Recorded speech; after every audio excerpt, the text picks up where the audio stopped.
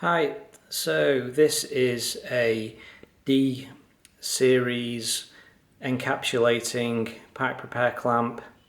This one in particular suits an 88.9mm OD pipe, 3-inch steel pipe, available up to a 219.1mm OD steel pipe, so 3-inch up to 8-inch pipe sizes.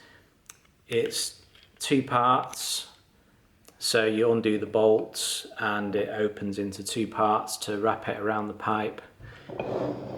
It has an increased ID,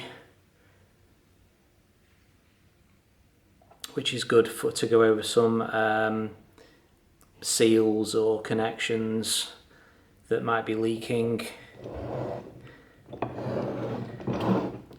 So the rubber seal goes around the edges and down the middle of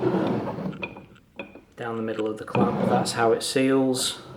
EPDM rubber seal with a ductile iron epoxy coated body and stainless steel fasteners.